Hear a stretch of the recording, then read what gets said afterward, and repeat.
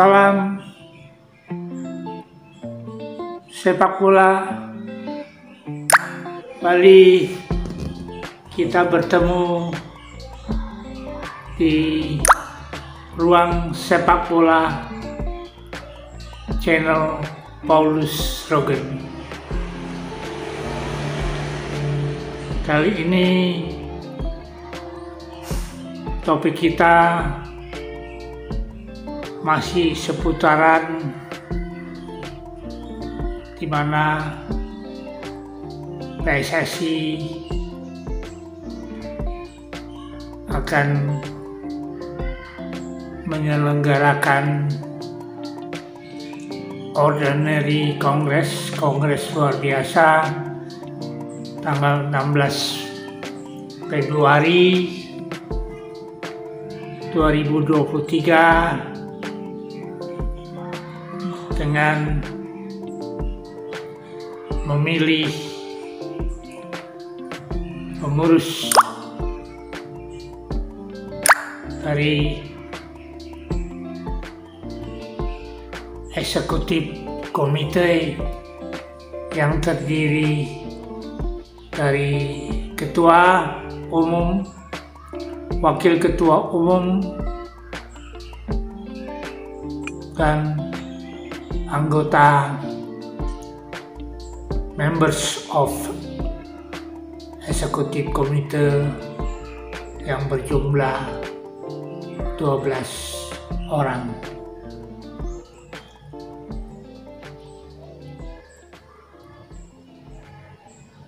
Yang menarik pada saat ini masih tahap verifikasi data. Nanti tanggal 31 Januari ini akan dirilis daftar sementara calon-calon tersebut.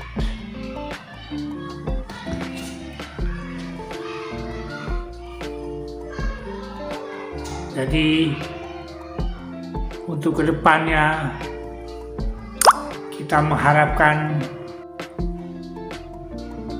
pemilihan untuk pengurus eksekutif komite ini merupakan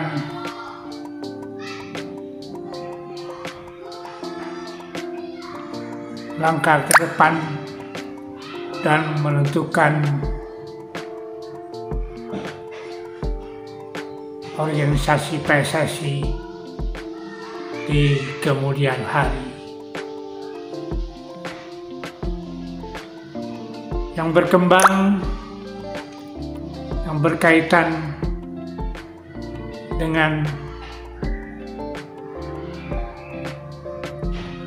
penentuan atau pemilihan yang akan diselenggarakan tanggal 16 Februari 2023, di mana fondasi dari PSSI ada di voters yang akan memilih dan menentukan calon tersebut, karena dari 88 voters yang terdiri dari klub Liga 1, Liga 2, Liga 3, dan juga dari 34 provinsi, asosiasi provinsi, serta asosiasi dari pemain, pelatih, wasit, sepak bola wanita, dan juga federasi futsal ini yang menentukan bagaimana ke depannya PSSI dengan nantinya ada pengurus baru. Yang berkembang calon maupun voters pastilah akan terjadi interaksi. Jangan sampai terjadi hal-hal yang tidak terpuji, khususnya agar menjadi pengurus EBSCO, misalnya melakukan money politics, ya, jual suara dari voters maupun beli suara dari pengurus EBSCO yang ingin tentu saja menang dalam pemilihan kepengurusan PSSI periode 2023 sampai 2027. Aset yang terpenting dari PSSI ini adalah voters yang nantinya secara hierarki memilih pengurus, eksekutif komite, dan akhirnya pengurus eksekutif komite yang akan menjalankan roda atau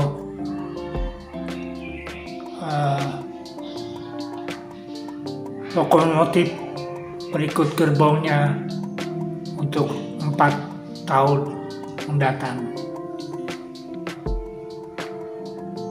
PSSI saat ini banyak permasalahan, khususnya setelah terjadinya tragedi 1 Oktober 2022, di mana terjadi korban yang cukup banyak, 135, yang akhirnya membuka mata dunia persepakbolaan di Indonesia bagaimana untuk mengelola sepak bola khususnya supaya tertib dan aman, dan tentu saja menjadi hiburan dan menjadi industri perkembangan sepak bola secara profitable. FIFA turun tangan hingga mensupport dengan program khususnya untuk perubahan, transformasi, dan reformasi sepak bola di Indonesia. Dayung bersambut, pemerintah juga mensupport untuk sepak bola Indonesia, sehingga nantinya Indonesia yang dipercayakan menjadi tuan rumah di bulan Mei Juni untuk Piala Dunia U20 dapat berlangsung dengan sukses. Akar permasalahan benang kusut sepak bola di Indonesia bermula dari voters yang memang harus mempunyai visi dan misi yang jelas dan harus memikirkan dan menentukan siapa yang terbaik untuk memimpin PSSI ini. Yang berkembang saat ini ada voters yang boleh dikatakan nakal, ambil kesempatan di mana untuk memilih calon, meminta timbal balik atau balas jasa, bahkan dengan boleh dikatakan ada maklar yang sanggup menghimpun voter supaya calon dapat menang dengan catatan tentu saja dengan uang, dan ini adalah perbuatan yang tidak baik dan tidak terpuji, mengumpulkan voters yang sebanyaknya supaya calon yang mengeluarkan uang tersebut dapat memenangkan sebagai pengurus. Dan inilah yang akhirnya dari zaman ke zaman sepak bola Indonesia tidak maju karena kejadian ini berulang-ulang. Untuk kali ini sepatutnya dilakukan pemenang total, jangan sampai tentu saja baik voters maupun calon melakukan hal-hal yang negatif untuk duduk di kepengurusan PSSI khususnya.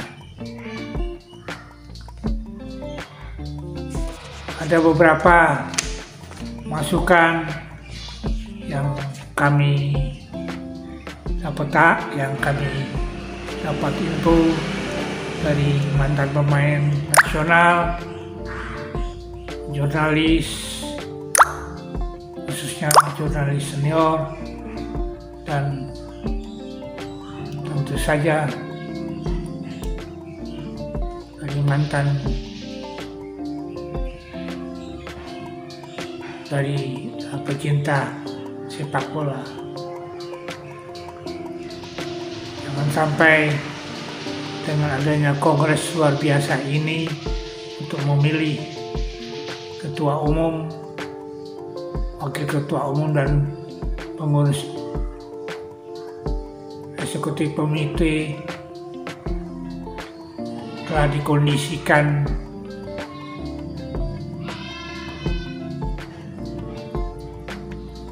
dengan kelompok, walaupun ada calon saling bersaing dalam pengertian ini untuk mempengaruhi dengan mengiming-imingkan sesuatu yang negatif dan bisa mengumpulkan lebih dari 10 suara. Dan kejadian ini akan berubah tarifnya apabila mendekati hari H-nya. Nilai harga akan berubah semakin meninggi mendekati hari H. Kita harapkan sepak bola Indonesia ini sudah cukup, hampir mendekati satu abad, tidak berubah dikelolanya, bahkan prestasinya tidak terjadi. Boleh dikatakan ngeri ya melihat orang-orang, kalaupun yang ini terjadi di PSSI, boleh dikatakan akhirnya sepak bola Indonesia akan begitu saja, karena jangan sampai voter melupakan hati nurani dan melakukan sesuatu didiamkan saja, seperti terjadi ya pemalsuan tanda tangan untuk di Liga 2 di mana kompetisi dihentikan, pro dan kontra untuk kompetisi. Ada klub yang minta dilangsungkan, ada juga klub yang minta dihentikan, dan mereka yang dihentikan itu mengumpulkan tanda tangan yang dimana dalam hal ini terjadi pemalsuan tanda tangan, dan ini harus ditindaklanjuti. Khususnya PSSI pun mempunyai komite etik, jangan sampai ini dibiarkan. Dan inilah salah satu benang kusut dari PSSI ya. Dan juga untuk calon baik di ketua umum, wakil ketua umum maupun di members eksekutif komite, jangan mencalonkan ini mengambil manfaatnya. Ada dari calon, ada dari pihak pemerintah, pihak politisi, ya, pengusaha, pemilik klub, mantan jurnalis, pencinta sepak bola, pengusaha, mantan pemain, dan lain-lain. Jangan mengambil kesempatan dalam kepentingan untuk misalnya secara politis. Ini juga ada dampaknya dengan tahun 2024 tentang pemilihan umum, misalnya menaikkan elektabilitas, ya, popularitas, link untuk bisnis atau batu loncatan, atau nyari kesempatan pencarian uang di kepengurusan sepak bola. Dan kita harapkan voters yang memang cukup syarat pengalaman sepatutnya memilih pengurus yang benar-benar expert dan pengalaman, tidak saja melihat VT atau uang dalam hal ini. Dan kita harus melakukan tersebut dan memonitor lebih lanjut tentang hal ini. Dan juga untuk calon harus dipikirkan matang-matang, mampukah kita dengan kesibukan misalnya sebagai pejabat, bisnismen,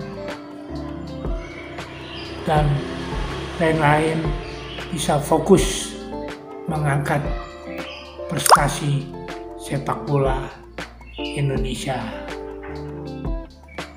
Dan ini tentu saja kita senang sudah dijawab, misalnya dari salah satu calon, walaupun dia pejabat, dia sudah ada konsep blueprint untuk sepak bola Indonesia jangka pendek, menengah, dan panjang, serta akan punya tim yang nantinya akan backup.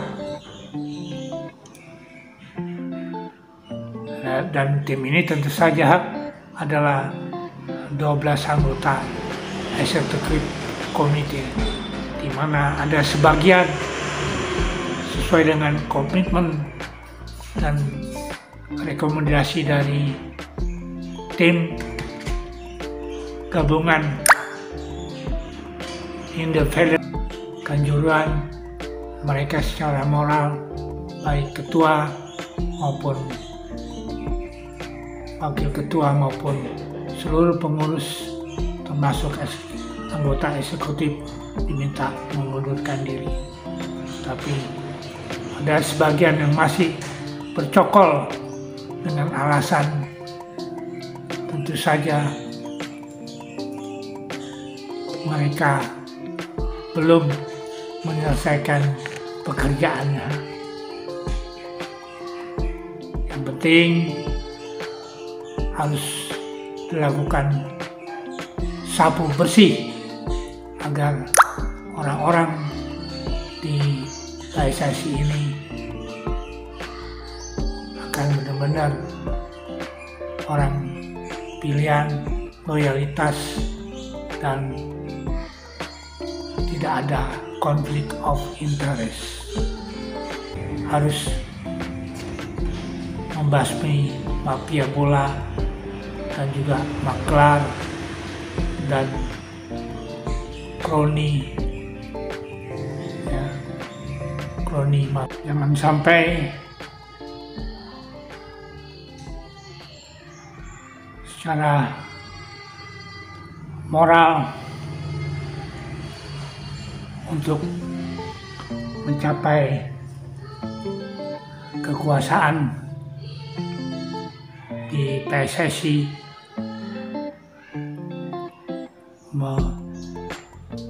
melakukan dengan secara yang tidak terpuji, menabrak sesuatu secara statuta dan kelompok dan melakukan oligarki untuk menguasai semua lini. Dan kita harus tahu chain of command, komando, rantai komando dalam suatu organisasi. Pada saat ini kita lihat yang bukan wewenangnya seperti mengumpulkan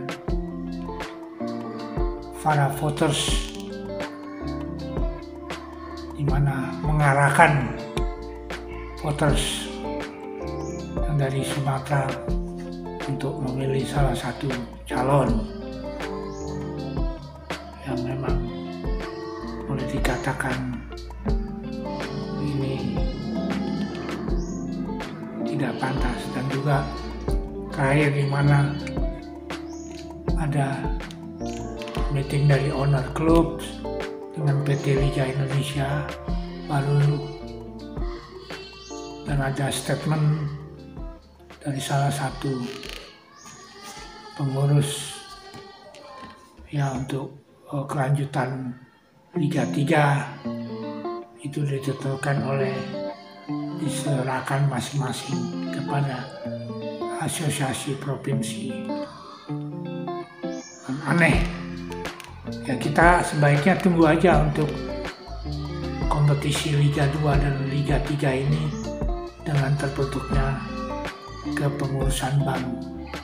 Kepengurusan lama khususnya jangan dulu melakukan keputusan dan ikut campur sehingga menjadi kisruh di PSSI.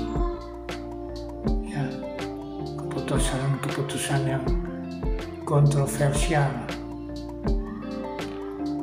sehingga terjadi kebingungan, ya, dan boleh dikatakan kepengurusan PSSI boleh dikatakan benang kusut dan amburadul, mana banyak mafia-mafia yang hanya melihat dan tidak melihat ke depannya. Ya, kita harapkan dengan pengurus baru, khususnya dengan ketua umum yang baru, bisa memperbaiki masa depan sepak bola Indonesia. Harus memastikan ke depan jangan ada tangan-tangan kotor di sepak bola Indonesia dan mengambil kesempatan keuntungan dengan sepak bola ini. Ingat dalam sepak bola harus kerja keras, disiplin, punya planning program yang jelas, dan tentu saja ini disupport dan sudah ada program tentunya dari FIFA dan AFC di mana untuk melakukan perubahan, transformasi dan reformasi sepak bola Indonesia. Harus ada perubahan, kompetisi sehat, ya, di mana pembinaan, peraturan, statuta, rule of game dijalankan, ya, kompetisi yang merupakan jantung sepak bola ini harus dilaksanakan, pembinaan wasit, pelatih, tentu saja nantinya tim nasional akan berprestasi.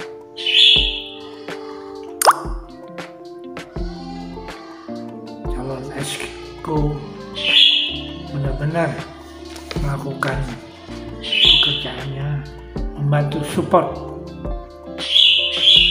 untuk ketua PSSI melakukan yang terbaik. Terjadi lagi yang terakhir, ya, asosiasi yang saya dapat pesepak bola profesional dunia memberi pernyataan untuk meminta FIFA dan AFC agar segera melakukan intervensi kepada PSSI untuk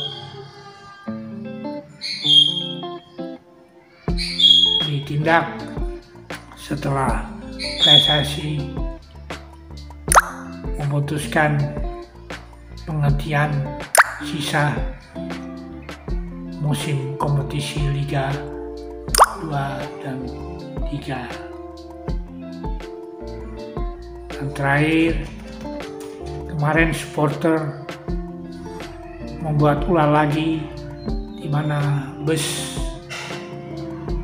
dan pemain Arema dilempari batu bata,